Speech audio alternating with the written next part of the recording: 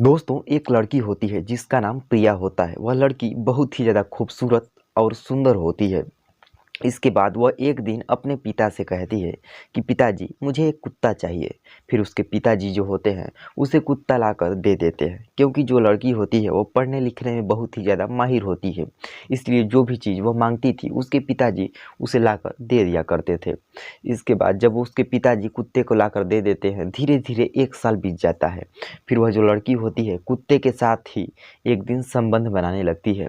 फिर उसके साथ कुछ ऐसा हो जाता है कि जिसे जानने के बाद आप भी हैरान हो जाएंगे।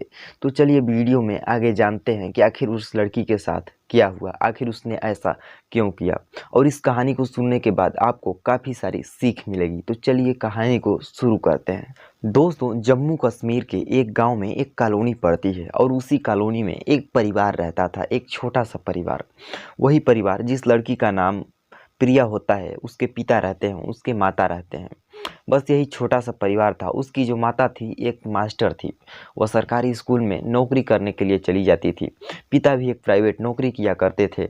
और लड़की स्कूल जाती थी, 10 बजे जाती थी तो 2 बजे वापस घर पर आती थी।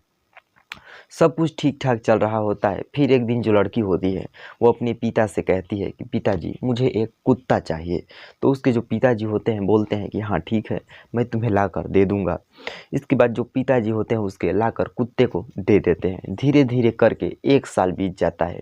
और जो लड़की प्रिया होती है उसके ही कॉलेज में उसकी एक दोस्त होती है जिसका नाम नीलम होता है। उस नीलम से उसकी दोस्ती थोड़ी बहुत होती है, क्योंकि जो नीलम नाम की लड़की थी वह लड़की ठीक नहीं थी। वह थोड़ी अलग टाइप की लड़की थी। वह लड़कों से ज़्यादा मतलब दोस्ती लगाव रखती थी। फिर धीरे धीरे करके उन दोनों की दोस्ती थोड़े बहुत घुल मिल जाती है। फिर एक दिन जो नीलम होती है उसे एक वेबसाइट देती है। कहती है कि ये लो एक वेबसाइट, इस वेबसाइट पर कुछ वीडियो आएंगी, उन वीडियो को तुम देखना, तुम्हें बहुत ही ज़्यादा मज़ा आएगा, बहुत ही कुछ सीखने को मिलेगा। इसके बाद जो वह प्रिया नाम की लड़की होती है कहती है कि ठीक है, ऐसी कौन सी वीडियो हैं और ऐसी कौन सी वेबसाइट है जिसे देखने के बाद मुझे सीख मिलेगा और मुझे बहुत ज़्यादा मज़ा आएगा। इसके बाद जो वह लड़की होती है उस वेबसाइट को ले लेती है। फिर चली जाती है वीडियो को देखने के लिए, यानी कि अपने घर चली जाती है। घर आती है, सभी लोग खाना पीना खाते हैं, रात 10 बज जाते हैं। इसके बाद वह लड़की उस वेबसाइट को मतलब लेकर अपने कमरे में चली जाती है। उस वेबसाइट को खोलती है। जैसे ही वेबसाइट को खोलकर वह लड़की देखती है, देखने के बाद वह सक्का बक्का रह जाती है, क्योंकि उस वेबसाइट पर कुछ अलग ही तरह के वीडियो आ रहे थे। इसके बाद वह लड़की जब अकेली होती है रूम में अपने, तो उस वीडियो को काफ़ी ज़्यादा इंजॉय के साथ देखती है। 1 घंटे तक उस वीडियो को देखती है और फिर लैपटॉप बंद कर देती है। और फिर जब सुबह स्कूल जाती है तो उससे कहती है कि यार, तुमने ऐसा कौन सा वेबसाइट दे दिया था, मुझे थोड़ा भी अच्छा नहीं लगा, इसमें तो गंदे गंदे वीडियो आ रहे थे। फिर वह जो नीलम नाम की लड़की होती है उससे कहती है कि तुम देखो, देखने में बहुत ज़्यादा मज़ा आएगा, रोज़ रोज़ देखोगी तो और भी ज़्यादा मज़ा आएगा। और जो प्रिया नाम की लड़की होती है धीरे धीरे करके उस वीडियो को देखने लगती है। धीरे धीरे करके उसे लत लग जाती है। अब उस वीडियो को उसे देखते देखते लगभग 1 आध साल गुजर जाते हैं। इसके बाद वह एक दिन स्कूल जाती है तो अपने दोस्त नीलम से कहती है कि यार, मुझे किसी लड़के से दोस्ती करनी है, कृपया करके, यानी कि प्लीज़ तुम मुझे किसी लड़के से दोस्ती करवा दो। इसके बाद जो नीलम नाम की लड़की होती है उस प्रिया को एक नंबर देती है और कहती है कि यह विकास नाम का एक लड़का है, तुम इसे फ़ोन करना और मेरा नाम बता देना कि नीलम ने नंबर दिया है, तो वह समझ जाएगा। तो वह ऐसा ही करती है, घर जाती है और फ़ोन करती है उस लड़के को और कहती है कि हाँ जी। तो पूछता है कि हाँ, कौन बोल रहे हो। तो बोलती है कि मुझे नीलम ने आपका नंबर दिया है। तो लड़का जो होता है वह समझ जाता है, जिसका नाम विकास होता है और वह लगभग 25 साल का होता है। तो धीरे धीरे उन दोनों में दोस्ती हो जाती है और दोस्ती बढ़कर धीरे धीरे प्यार तक पहुंच जाता है। और फिर वह दोनों काफ़ी दिनों से, काफ़ी लंबी टाइम से बात करते आ रहे थे। फिर एक दिन ऐसा आता है कि जो लड़का होता है उस लड़की से कहता है कि मुझे आपसे मिलना है। तो वह लड़की भी कहती है कि हाँ, मैं भी आपसे मिलना चाहती हूँ। दोस्तों, धीरे धीरे करके काफ़ी समय बीत जाता है और समय बीतने के बाद जो लड़की होती है वह समय के साथ बदलना चाहती थी, लेकिन उसको जो है लत लग चुकी थी और बदल नहीं पा रही थी।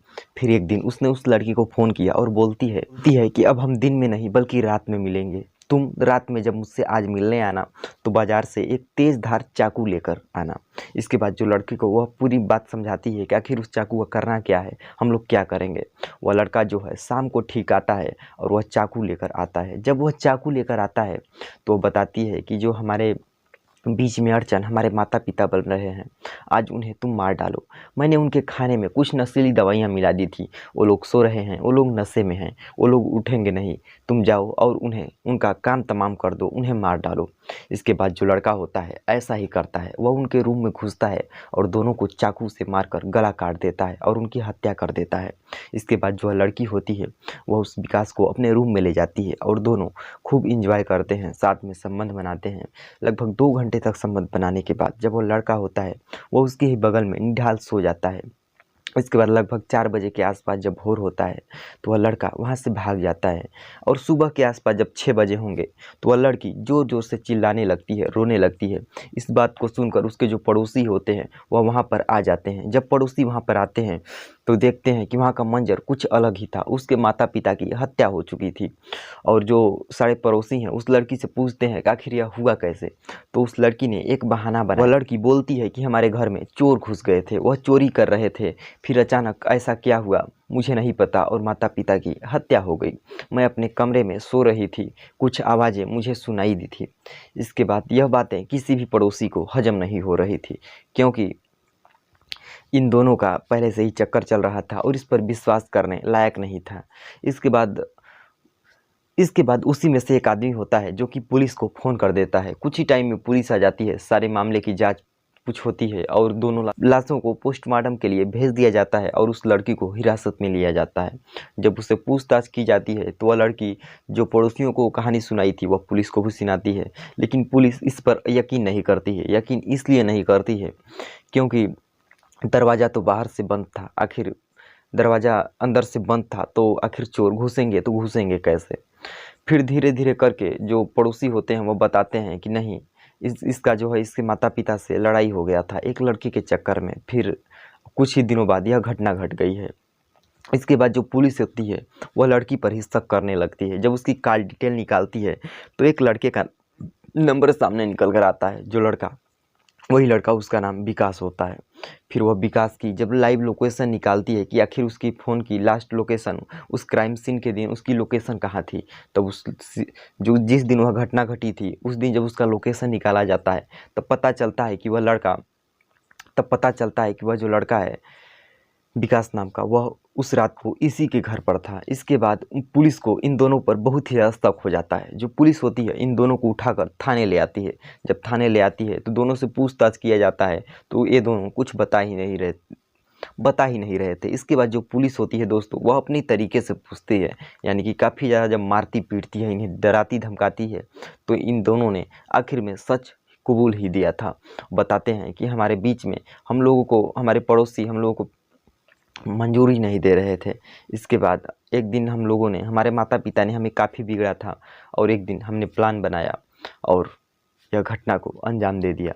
दोस्तों, ये जो हमारी कहानी है इसे सुनाने का उद्देश्य ना ही किसी को परेशान करना है और ना ही किसी की भावनाओं को आहत करना है, बल्कि आप लोगों को एक सच्चा मैसेज देना है कि आप लोगों के साथ भी अगर ऐसी घटनाएं हों ऐसे तो बच कर रहें। अगर आपके भी बच्चे हैं, अगर वो भी मोबाइल फ़ोन यूज करते हैं या जो भी कुछ है, अगर किसी गलत आचरण में पड़ रहे हैं तो आप उनका ध्यान रखें, उनकी मोबाइल चेक करें, उनकी हिस्ट्री चेक करें।